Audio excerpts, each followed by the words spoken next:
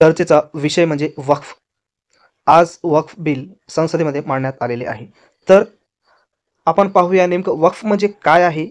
संपूर्ण इतिहास, इंग्रजांच्या काळामध्ये कोणते नियम बनले होते? स्वतंत्र भारतानंतर कोणते नियम बनले होते? आणि आता कोणत्या पद्धतीनं नियमामध्ये बदल केला जात आहे? संपूर्ण माहिती आपण या व्हिडिओमध्ये पाहणार आहोत. जर आपण वक्फ याचा इतिहास जर बघितला तर मित्रांनो, वक्फ ही इस्लामिक परंपरेतील एक महत्त्वाची संकल्पना आहे. ज्यामध्ये एखादी व्यक्ती आपली मालमत्ता, जमीन, इमारत किंवा पैसा धार्मिक, सामाजिक किंवा परोपकारी कार्यासाठी दान करते. हे दान कायमस्वरूपी असते. म्हणजेच एकदा वक्फ दान केली, की मालमत्ता पुन्हा मालकाकडे परत घेता येत नाही किंवा तिचा वैयक्तिक वापर सुद्धा करता येत नाही. वक्फाचा मुख्य उद्देश समाजातील गरजूंना मदत करणे, शिक्षणाला प्रोत्साहन देणे, मशिदींची देखभाल करणे किंवा इतर कल्याणकारी कार्य करणे आहे. वक्फ हा जो शब्द आहे मित्रांनो, वक्फा या शब्दापासून आलेला आहे आणि याचा अर्थ आहे थांबणे किंवा रोखणे असा होतो. याचा अर्थ असा आहे की एखादी मालमत्ता एकदा वक्फ म्हणून दान केली, ती मालकाच्या वैयक्तिक मालकीतून कायमची बाहेर पडते आणि ती अल्लाहच्या नावाने किंवा समाजाच्या भल्यासाठी समर्पित केली जाते. ही मालमत्ता पुन्हा विकता येत नाही, हस्तांतरण देखील करता येत नाही किंवा वारसा हक्काने दुसऱ्यांना मिळत सुद्धा नाही. वक्फाचे प्रकार किती आहेत? तर मुख्य 2 आहेत. नंबर 1 आहे सार्वजनिक वक्फ. त्यालाच म्हणतो आपण वक्फ उल खैर.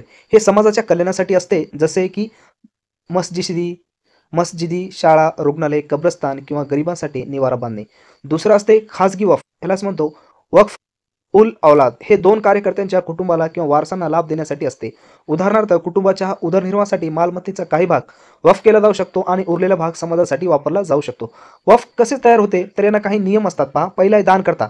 वक्फ करणारी व्यक्ती मुस्लिम असावी आणि ती त्या मालमत्तेची कायदेशीर मालक असावीच लागते, तरच ती प्रॉपर्टी वक्फ होते, अन्यथा वक्फ होत नाही. दुसरं आहे मालमत्ता. ही मालमत्ता चल असो, जसे की पैसा, किंवा अचल जसे की जमीन, इमारत असू शकते. दोन्ही प्रकारे असते यामध्ये. उद्देश काय आहे? वक्फाचा उद्देश स्पष्ट असावा, जसे की धार्मिक किंवा परोपकारी कार्य. आणि काही अटी आहेत कायमस्वरूपी. एकदा वक्फ झाली की ती कायमस्वरूपी असते आणि रद्द सुद्धा करता येत नाही. दानकर्त्यांनी आपली मालमत्ता वक्फ म्हणून देण्याची स्पष्ट घोषणा करावी. मौखिक किंवा लिखित स्वरूपामध्ये ती घोषणा असायला हवी. भारतामध्ये वक्फचा इतिहास काय आहे? तर पहा, भारतामध्ये वक्फाची परंपरा इस्लामाच्या आगमनापासून सुरू झाली. 12व्या शतकात सुलतान मुइझुद्दीन समघोरी याने पहिल्यांदा जमीन वक्फ म्हणून दान केल्याचे उल्लेख आहेत. मुघल काळात वक्फाला खूप प्रोत्साहन मिळाले. अनेक बादशहांनी मशिदी, मदरसे आणि गरिबांसाठी जमिनी दान केल्या. ब्रिटिश काळात वक्फाच्या व्यवस्थापनासाठी कायदेशीर चौकट तयार करण्यात आली आणि स्वातंत्र्याच्या नंतर भारत सरकारने वक्फ कायदा आणला. वक्फ बोर्ड म्हणजे काय आहे? तर पहा, वक्फ मालमत्तेचे व्यवस्थापन आणि देखभाल करण्यासाठी भारतात वक्फ बोर्ड स्थापन करण्यात आले आहेत. हे बोर्ड राज्य आणि केंद्र स्तरावर कार्यरत असतात. यामध्ये भारतात सध्या 30हून अधिक राज्य वक्फ बोर्ड आहेत आणि त्यांचे नियंत्रण केंद्रीय वक्फ परिषद करते, याचे मुख्यालय दिल्लीमध्ये आहे. वक्फ बोर्डाची भारतामध्ये स्थापना कधी झाली? भारतात पहिला वक्फ कायदा 1954 मध्ये मंजूर झाला, जो नंतर 1995 मध्ये सुधारित करण्यात आला. या कायद्याने वक्फ बोर्डाला कायदेशीर अधिकार दिले. सदस्य कोण असू शकतात? वक्फ बोर्डात अध्यक्ष, राज्य सरकारने प्रतिनिधी, मुस्लिम आमदार, खासदार, इस्लामी विद्वान आणि वक्फ मालमत्तेचे व्यवस्थापक यांचा समावेश असतो. काम काय असते? वक्फ मालमत्तेची देखभाल, दानातून मिळालेल्या निधीचा वापर आणि कायदेशीर वाद सोडवणे हे वक्फ बोर्डाचे मुख्य काम आहे. व्याप्ती किती आहे पहा वक्फ बोर्डाची. भारतात वक्फ बोर्डाची सुमारे 8 लाखांहून अधिक मालमत्ता आहे, ज्यामध्ये जमीन, मस्जिदी, कब्रस्तान, इतर इमारतींचा समावेश आहे. क्षेत्रफळाच्या दृष्टीने वक्फ बोर्ड भारतीय रेल्वे आणि चर्च याच्यानंतर 3ऱ्या क्रमांकाचे सर्वात मोठे जमीन मालक आहे. या मालमत्तांचा उपयोग शिक्षण संस्था, मस्जिद आणि गरिबांसाठी निवारा यासाठी केला जातो. वक्फ कायद्यातील बदल 1954चा जो कायदा आहे, पहिल्यांदा जवाहरलाल नेहरू सरकारने आणला, ज्याचा उद्देश वक्फ मालमत्तेचे व्यवस्थापन सुलभ करणे. दुसरा 1995चा सुधारित कायदा. यामध्ये पी. व्ही. नरसिंहराव सरकारने हा कायदा आणला आणि ज्याचे वक्फ बोर्डांना कोणतेही मालमत्ता म्हणून वक्फ घोषित करण्याचे व्यापक अधिकार दिले. त्याच्यानंतर 2023चा बदल झाला. यूपीए सरकारने वक्फ बोर्डाची शक्ती वाढवली, ज्यामुळे बोर्डाला कोणतीही जमीन वक्फ म्हणून दावा करण्यासाठी पुराव्याची गरज भासत नव्हती. 2024 मध्ये काय झाले? संशोधन विधेयक आले. सध्या केंद्र सरकार वक्फ कायद्यात 40हून अधिक बदल प्रस्तावित करत आहे. यामुळे वक्फ बोर्डाचे अधिकार कमी होऊन पारदर्शकता येण्याची शक्यता आहे. उदाहरणार्थ, आता कोणतीही मालमत्ता वक्फ म्हणून घोषित करण्यापूर्वी कायदेशीर सत्यापन बंधनकारक असणार आहे. वक्फाचे फायदे काय? तर मित्रांनो पहा, गरीब आणि गरजूंना मदत मिळते, शिक्षण धार्मिक कार्यांना प्रोत्साहन मिळते, समाजात परोपकाराची भावना वाढते. सध्याचे काय वाद होत आहे ते वाद काय पहा. अधिकारांचा गैरवापर. काही प्रकरणामध्ये वक्फ बोर्डावर सरकारी किंवा खासगी जमिनीवर दावा करण्याचा आरोप आहे. पारदर्शकतेचा अभाव आहे. मालमत्ता व्यवस्थापनात गैरव्यवहाराचे आरोप होतात. कायदेशीर वाद आहेत. अनेक मालमत्तावर मालकी हक्काबाबत वाद आहेत, जसे की कर्नाटकातील हुबळी ईदगाह प्रकरण. जे काय संशोधन आहे पहा मित्रांनो, त्याबद्दल माहिती पहा. वक्फ संशोधन विधेयक 2024 हे मूळतः 8 ऑगस्ट 2024 रोजी लोकसभेमध्ये सादर करण्यात आले होते. या विधेयकाचा उद्देश वक्फ कायदा 1995 मध्ये सुधारणा करून वक्फ मालमत्तांचं व्यवस्थापन आणि पारदर्शक आणि कार्यक्षम करणं हा होता. या विधेयकाला प्रचंड विरोध झाल्यानंतर संयुक्त संसदीय समितीकडे म्हणजे जेपीसी पाठवण्यात आले. जेपीसीचा अहवाल फेब्रुवारी 2025 मध्ये लोकसभेत सादर झाला आणि त्यानंतर विधेयकात काही बदल सुचवले. सध्या जे काय झाले 2 एप्रिल 2025 ची तिथी काय होती म्हणजेच आजची तर पाहूया. आज 2 एप्रिल 2025 रोजी वक्फ संशोधन विधेयक 2025 लोकसभेत पुन्हा मांडले गेले.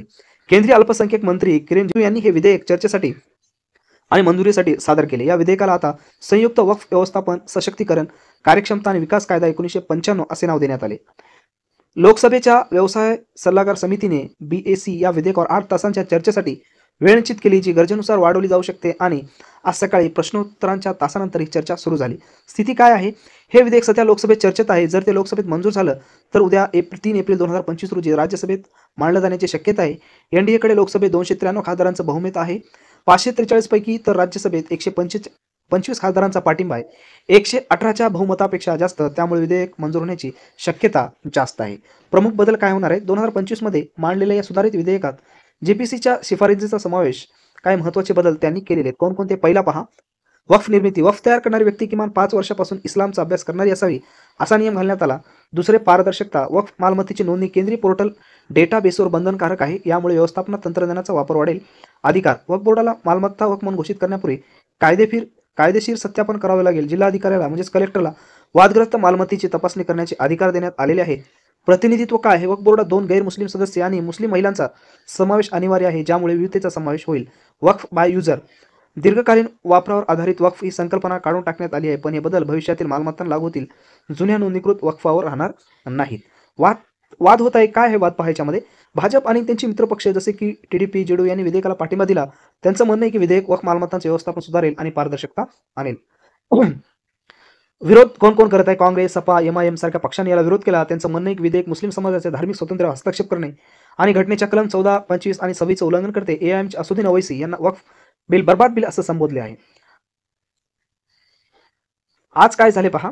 विधेयकावर तीव्र चर्चा सुरू झाली. गृहमंत्री अमित शहा यांनी सांगितले की या कायद्यात गैरमुस्लिमांना धार्मिक संस्थांचं व्यवस्थापन करण्याचा अधिकार दिलेला नाही. हा कायदा अल्पसंख्याकांना घाबरण्यासाठी नाही. दुसरीकडे काँग्रेस खासदार के.सी. वेणुगोपाल यांनी भारताला धर्माच्या नावावर विभागणार विधेयक म्हटलं आहे. पुढे काय? जर आज लोकसभेत एक मंजूर झालं तर उद्या राज्यसभेत मांडलं जाईल. मंजुरीनंतर हे कायदा बनून लागू होईल आणि वक्फ मालमत्तांचे व्यवस्थापन नव्या नियमानुसार होईल. विरोधकांना देशभरात आंदोलनाची धमकी दिली आहे. त्यामुळे यावर पुढील काही दिवस तणाव राहण्याची शक्यता आहे. तुम्हाला काय वाटतं यावर? कमेंट्स बॉक्समध्ये कमेंट्स करा.